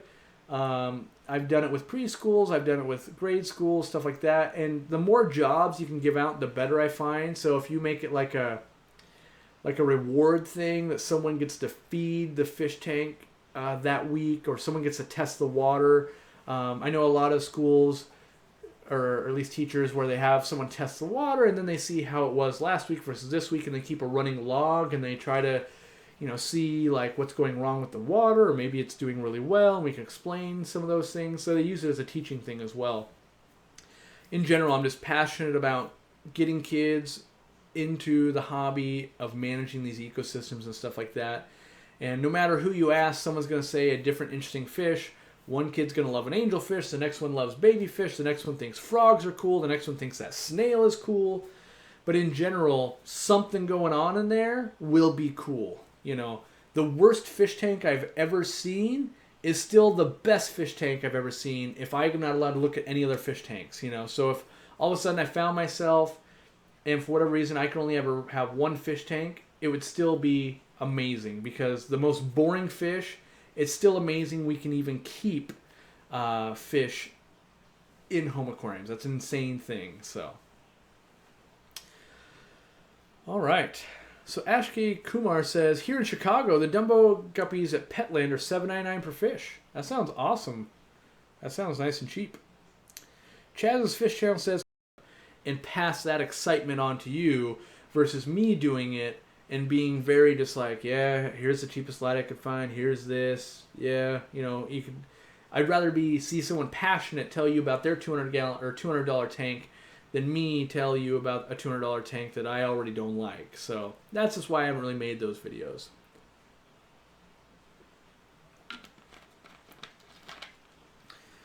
All right, voice is still holding out okay. That's good. Corey, where can you buy good quality red mosaic guppies? I usually search on Aquabid is where I search. Right now, I'm buying a lot of guppies from Guppy Train, mostly just because he's making it super easy for me. I just basically go, I want those, and he goes, great, here's your invoice, and he ships them to me. Easy. But if someone showed me something amazing, I'd be like, hey, can I buy some of those? Like, I'll buy from pretty much anyone, but I'm willing to kind of roll the dice, because I know sometimes when you roll the dice, you get burned and go, they weren't that good. And then sometimes, like, you know, I had no idea those were going to be the best guppies I've ever seen. I basically went like, yeah, I'll take some of those. We'll see how they go. And then all of a sudden, like, wow, from the pictures, I did not realize they were going to be this good. So, Here for the dogs asks, would guppies, cherry shrimp, apple snails, rabbit snails, and longfin bristlenose with Java moss in a 55 be the ultimate breeding for profit tank? Probably not. The ultimate breeding for profit tank would probably be that 55 gallon with just Java moss and cherry shrimp. Really. Because like longfin bristlenose don't sell for that much. They're going to eat a lot, take a lot of work. Rabbit snails and apple snails would probably end up competing for calcium in the same tank. And rabbit snails are relatively slow breeders. Apple snails don't sell for a whole heck of a lot. Guppies are relatively profitable, but doing all that in the same tank, you're going to get ebbs and flows. You're going to be like, oh, look at this. I've got 50 longfin bristlenose and no guppies almost. And then like, oh, I've got a ton of snails. And then like, oh, almost no cherry shrimp. I feel like, just from my own personal experience, when I try to do that much in a tank, I get a whole lot of nothing really doing that well. When I start backing off species, I start watching more things thrive. You know, you've seen me do shrimp, guppies, and bristlenose. We add 2 more different things in there, I feel like I would struggle. You've also seen me do snails and guppies, but I feel like each thing, you're just making it one more layer of complexity, and, yeah. Can I thank Murphy and Hank? For sure. You know, they've been good pets to me. I miss Hank every day. We talk about it a lot. He was a good fish. And it's kind of weird. I talk about them like they're dogs. So they were definitely different. Those two are very different fish between Hank and Murphy. So, let's see. What type of molly is the best for breeding? I feel like, and this is all subjective because I've never really had our water is terrible for mollies, and everyone just assumes mollies are going to die in our water, so they never sell that well. But I have a feeling that, unfortunately, balloon mollies would be the best-selling molly. And leer tails do really well, too. That being said, you got to find out what your market likes. You know, for instance, for me, I could sell Liberty mollies all day long, but the general public, they don't want Liberty mollies. I think it's really hard to raise up. But sailfin mollies, they sell well. They just take forever today to grow, and they're not that easy. Let's see. My plan for guppy strain breeding is a 5.5 gallon per trio of each strain, then a 20 long split for each strains of fry. Will this work out? Also, my first trio is a red mosaic dragon guppy like the ones you have. I feel like it could work. I mean, that plan is a sound plan. It could work. You just might not like the workflow of okay, well, how are you going to catch the babies out? Or are you putting them into a trap and do the females like that? And, but I mean, it can be done. That is a kind of a tried and true method. I just don't enjoy that workflow. So I just like to colony breed. I'm lazy. Let's see here. Corey, I saw your comment on the video about the mollies. They're called Phacelia volifera. Huh. Because volifera mollies should have much bigger dorsals, I believe. But maybe I just only saw females in your video, Danny's Aquariums. In my aquarium only, the tops of my plants are dying. Why do you think that's happening? Can the light be too strong? It technically can. It takes a lot of light to really be melting down plants, unless they're really low light plants. Are you, by any chance, are you going a lot of algae up on the top of those plants? That can kind of kill them back sometimes. Let's see here. I have 2 mollies, 2 baby catfish, 4 longfin zebra danios, 2 angelfish, a baby betta, and 2 platies in my 25 gallon. Is that too much? And if it is, should I separate them? It all depends on the size. What worries me the most, personally, if I had that group of fish, is those angelfish. It could be really easy that one of them gets angry and just wants to terrorize the whole tank or something like that. But if it's working, I would say let it work. Did I name Murphy from RoboCop? I didn't. I typically like to give fish that have a good personality like that just kind of old man names. I don't know. Just something where when people ask you know, like like people ask the store like, "What's the puffer's name?" and they're expecting you to say like Puff, or you know something like that, and it's like Murphy, and they're like Murphy, yep, that's his name, you know. So, let's see, puffers and endlers in a 75-gallon tank. No one does videos about Amazon puffers. I did one. I don't really have a desire to put puffers in there because the diet I'm going to feed them is going to require more water changes. So by the time I'm really starting to put the snails to them and stuff like that to keep their teeth trimmed down, it's going to require more water changes. I have considered doing endlers in that tank, though. That is a consideration. Like just a, you know, I would love to see just a ball of endlers that's like 10 billion thick. How often do pregnant guppies die from being pregnant, and why does this happen? My black Moscow was so pregnant that her back was bent and she couldn't swim well. Well, sometimes there's complications with pregnancies, right? So even with humans, I don't know what the percentage is, but let's say it's 1 out of 10 pregnancies has a problem or something. Well, with a guppy, if it gives birth every month, it's going to experience that problem once every 10 months. And so they might, you know, have a problem that often. I'm not sure there's a lot we can do about it because I haven't studied it that much. And I think nature has kind of made them so it's like, here, make a ton of fry. And, you know, if it's a problem, then it'll fix it type of deal. Yeah, I don't know. Something kind of lagged or something like that. I don't know what the problem is, but I'm going to keep moving on. Jack says, in my opinion, what two African cichlids would be the best to breed for profit? I have a 30-gallon and a 55-gallon. So, I would say in the 30-gallon, I bred a lot of yellow labs in the 30-gallon and really improved the strain. I had to raise them in a different tank.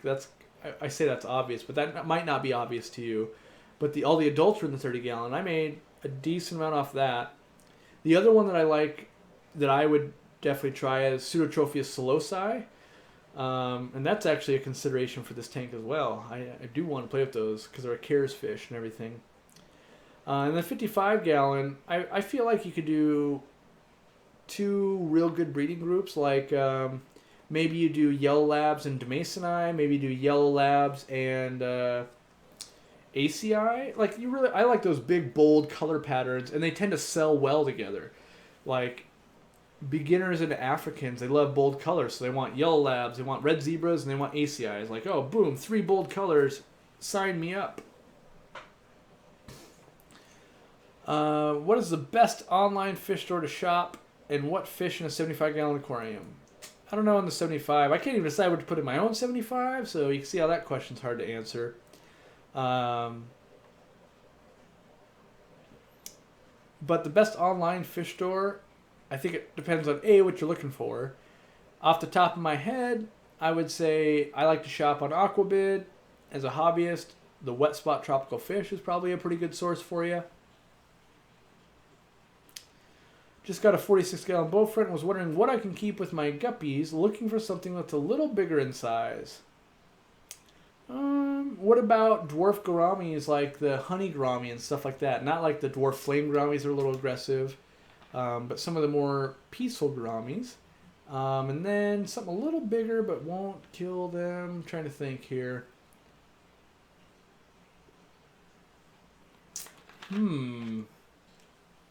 That's always hard. It's a hard question to answer.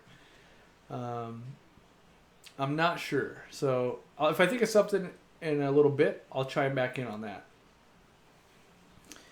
Why are Moscow guppies called Moscows? Well, in theory, it's because they were developed in Moscow. That being said, I've met several people from Moscow that love guppies, and they're like, no, they weren't. So I don't know, but that's what I heard, is that because that tail pattern, that's why you call it a Moscow, it's that tail shape was developed in Moscow. That's how they got that name. Is that true? I don't know. Corey, if you have your guppies in 7.6 pH water and then add pressurized CO2, which brings the pH down below 7, would that have any negative effects on the guppies? That's a hard one. in my experience, I personally really haven't had problems with pH swinging like that. That being said, so that's the art side. That's my practical side of like, well, it didn't happen to me. And then the science side says, that's horrible. But in the practice side, I've never had a problem with it. So I think because there's minerals and stuff like that in the water, I think it just tends to work. And if you see your fish not thriving when it goes down, like clearly that's a problem. But I'm a big proponent of look at the fish. They'll let you know, are they doing well or aren't they?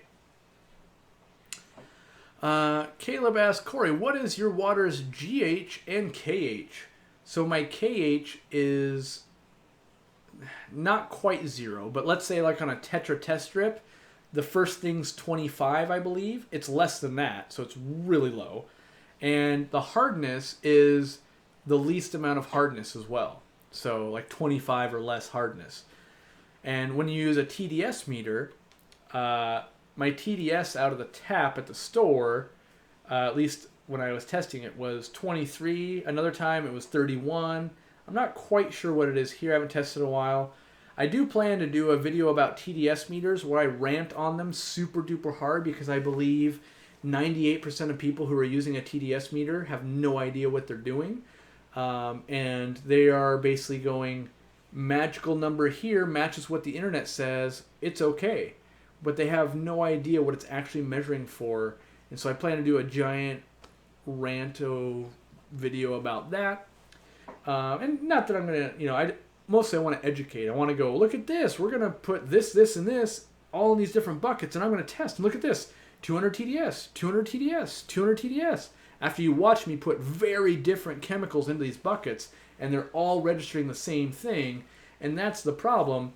One person's got 200 TDS and it's coming from calcium. The next guy's got it and it's coming from nitrates. The next person's got it and it's coming from a heavy metal. And yet they're wondering why in one water shrimp are thriving, the next one they're doing okay, the next one they're just dying, even though, the machine says it's okay. It's like, well, we need to really know how to use these machines and know their limitations before we can really extract all the value out of them. So really a TDS meter is best used in combination with lots of other tests, or B, against itself. So what that means is I test my aquarium every single week. It says 200 every single week. Oh man, some of my fish are dying. I test it. It's 274. Okay, so there's something in my water. It doesn't tell you what's in the water, but it tells you maybe I should look into that. It could also just be coincidence that it's not that, but it's used as like a visual check in my opinion. What is the white gritty substance that builds up on the side of some tanks? Most likely, Chuck, that would be mineral deposits. So calcium, magnesium, some salts, like saltwater creep has that a lot, but usually mineral deposits. How many Danios from how many different sources do I need to get a good breeding project? I would bet you only need it from one source, honestly. Yeah, I don't think you'd have to really diversify. Trying to really think about that, going, I mean, if you really wanted to like hedge your bets, 2 different sources, but so short and anxious. I feel like a lot of people think they're improving things by going, okay, I'm going to get 6 Danios from here and 6 Danios from here. And on one hand, let's say you only got 6 Danios from one place, right? And you breed them, and you've got a 3% chance of guppies coming out with birth defects, right? Let's say you get Danios from here and Danios from here. Now they're breeding together, and now you've got a 1.5% chance of birth defects, right? So clearly it went down. I'd say, oh, well, that is better. Well, we also need to think about things like, what if Danios from here and Danios from here came from different waters, and you put them together, and half of them are thriving, half of them aren't? Or what about even something worse, like I got 6 Danios from here and 6 Danios from here. These ones came with Camelottus redworm. These ones didn't. Put them together. Now they all have it. That actually makes it worse because now you've got twice as many chances to bring in foreign pathogens and things like that. So I hesitate to always think that more different sources is better. And in my personal opinion and experience, less sources has been better for me. So, yeah, okay. What African cichlids could I breed in a 20 long? I was thinking yellow labs, breeding for profit. It can be done in a 20 long. It's just difficult. Like, it was labor intensive when I attempted it. I feel like you could do shell dwellers a lot easier. Not that they're like super profitable, but yeah, I feel like I would do them before I would do yellow labs personally. Can I put a Faka puffer in a 75-gallon tank for life if that's all I have the room for? It can technically be done. Know that as it fills out that 75-gallon, you'll be spending a lot of time on water management. Water changes, the amount of food goes in, that type of thing. So, what size ram's horn snails can pea puffers eat in relation to the size of their body? Well, some of them are just super aggressive and can take down, like a snail that big. It just rips off its antennas and starts ripping at it. And then some of them want to be super duper small. So I think they can eat, well, let me back that up a little bit. I think they can kill much bigger than we perceive they can. And maybe they don't want to eat it, but a lot of times pea puffers will kill something just because it wanted to kill it. But in general, I find, I don't know how to explain it, but like the little pond snails and stuff to be like an optimal size. Like, they're the kind of the popcorn chicken of their food, whereas, that big ram's horn snail, all of a sudden it's like, who bought the 12-person hamburger that we got to share amongst 12 people? Let's see here.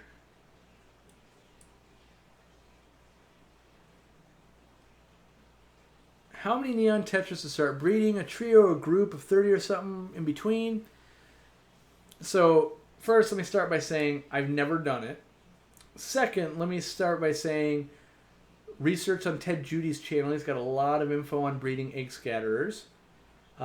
Third, I think you'd probably use a group of between 4 and 6. You'd sex them out and separate them, keep male and female separate. Feed them really well for about a month. You'd set up the tank with a false bottom and all the tactics you're going to employ to keep the parents from eating the eggs and things like that.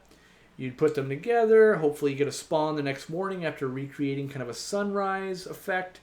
Get them back out, and then you're on to fungus management on those eggs. Then after that, then you're on to paramecium cultures and other very microscopic foods to get them onto live brine shrimp. So that's why a lot of people don't breed tetras and stuff like that, or egg scatters, because it's very labor intensive. But those are all the quick tips I've got for that. How do you add snails to a tank? Just plop them in? I'm serious. Yeah, Cindy, I would say most times you're just plopping them in. They'll adjust, assuming your water was good for them. But yeah, I don't acclimate anything, actually. So I plop and drop, as it's called. Fish, snails, shrimp, doesn't matter what it is. That's how I do it. It works well for me personally. How do I get rid of green spot algae in a planted tank with a micro and K regime in a 6-hour photo period? So the easiest way is to tell you get some nerite snails.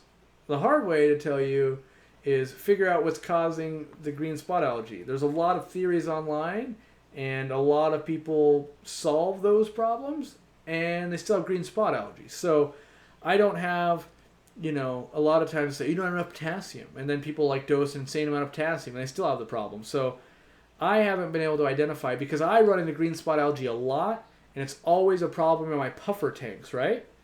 The problem is puffers don't let snails live.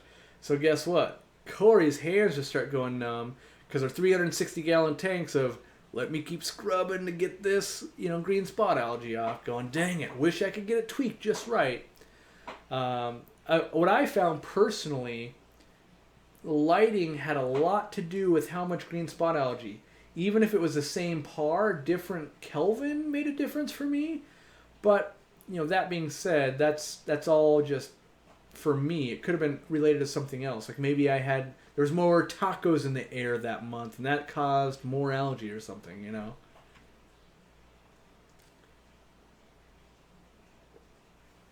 So Danny says, one of my fish has bloating disease. What can I do with him or her? You can try a few things. You could try feeding some peas, roughage basically, see if that clears the clog, which is a digestional clog in their tract. You could try doing maybe baths of Epsom salt or adding some Epsom salt to the tank. That's kind of a muscle relaxer. And we relax the muscles. Maybe we can get some stuff moving through their digestional tract. But then sometimes there's nothing you can do. Like maybe their kidney just failed, right? And that's horrible. And there's just, you're going to just watch them die. And that's just a part of, that's a part of fish keeping. A lot of people hate to see it and then they get so freaked out about it. But, think about if you've owned dogs in your life, like eventually they're going to get sick with something probably, right? Yeah. And now imagine you own 10 dogs. You could probably say like, well, it seems like I'm always dealing with something. Like this one had cancer, that one's got a bad leg, that one's got this one's allergic to that. Now imagine you own 100 different fish.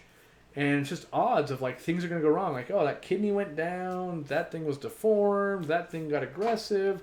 And so we tend to always be managing lots of problems in our aquariums because we just have so many elements going. When you have 100 fish, 1% something to get cancer is going to happen, So, yeah. Help, you need all the info on Corydoras nanus, please.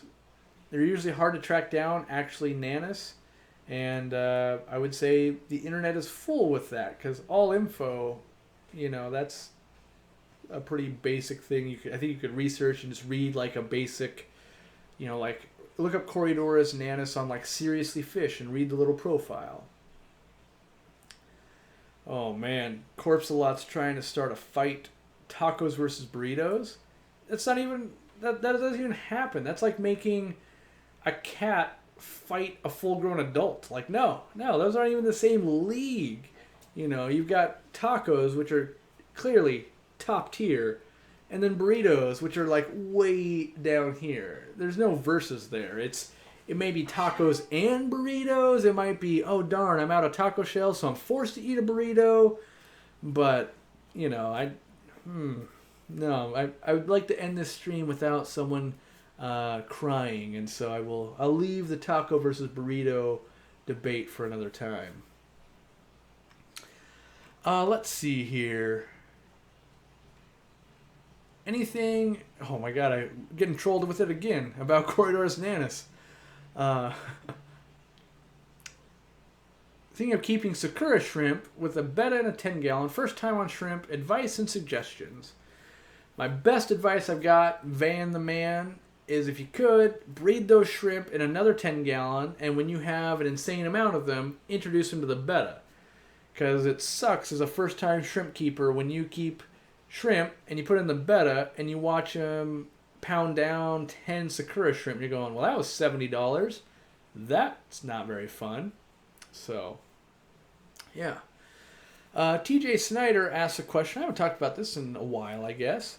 What did I do before owning and operating an aquatic empire?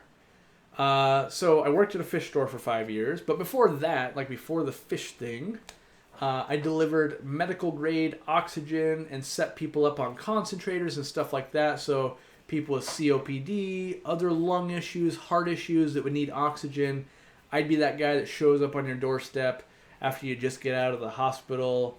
We help you get you set up, and yeah, I actually enjoyed it quite a bit. I actually love working with the elderly, kind of like I like working with kids. It's that whole middle range of everyone my age that I can't stand, right? But for some reason, I don't know, I just like I like helping people that are in need or I feel are vulnerable or something like that. So I really kind of enjoyed that job, but at the same time, I really got into fish. I was working a ton of hours, and, I realized, well, I was spending so much money on fish and geeking out about it so hard. I volunteered at a fish store. That's how I got my start. I volunteered for 3 months. I kind of worked for like some store credit. Like, oh, I got a fish tank, blah, blah, blah. And that's how I got my start. Then I started getting paid, part-time. And, I was working full-time, but I kind of stepped my way in. And, just, I basically made it so that the store needed me to be there. And that's how I got my start all the way through it.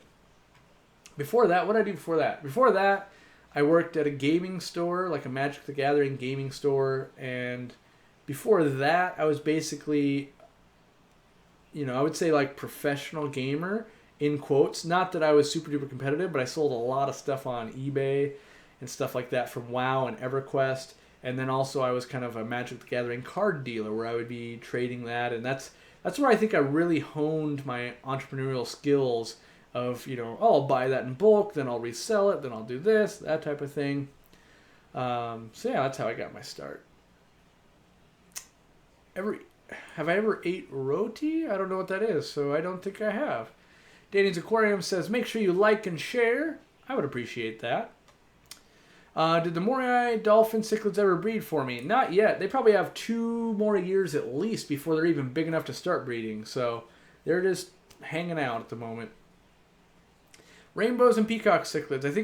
I've heard you say that you've kept rainbows and peacock cichlids together. Can you speak about the pros and the cons of doing this? Well, the cons are more of a fish load. The pros are it looks amazing.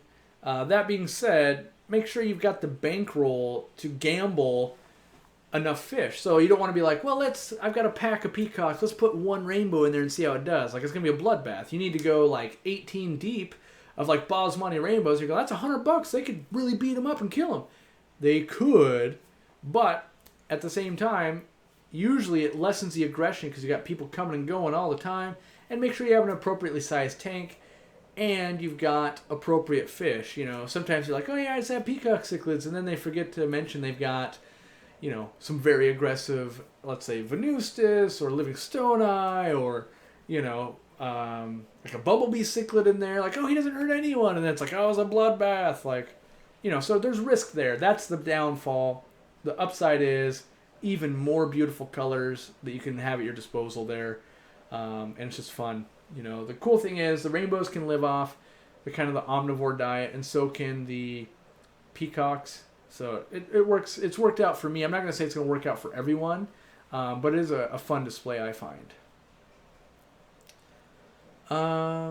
Is it likely to successfully breed guppies with 4 males and 2 females?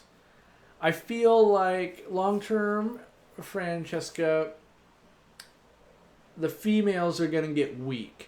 So, like, let's say right now I had 4 males and 2 females of, like, my favorite guppy in my fish room. What I personally would do is remove it to 1 male and 2 females. And then if I really, like, let's say I knew we could ever get any more, I'd probably remove that male after a couple of weeks and just, like, wait on the fry. But it could totally work. Maybe those males spend all their time, just harassing each other and leave the females alone. That being said, also, if you feed them a bunch, then they're going to be more lazy. So, all right, it is 7 o'clock, and I don't want my voice to crash, so I can't help people tomorrow when I'm in the store, so I need to be calling it. Yeah, let me see if there's any last questions. I haven't eaten a taco salad? Sure I have. I think I had one last week. Yeah. All right, let's see this. Koi and goldfish herpes virus is also very real. The presence of the virus has completely shut down facilities even. Viruses in fish are very real and dangerous, but not common. So that's totally true, Short and Anxious. There's also like angelfish AIDS, as they call it. And so when I import goldfish and koi, they actually have to be inspected and tested before I can legally bring them into the country. I have to pay fees to have that done.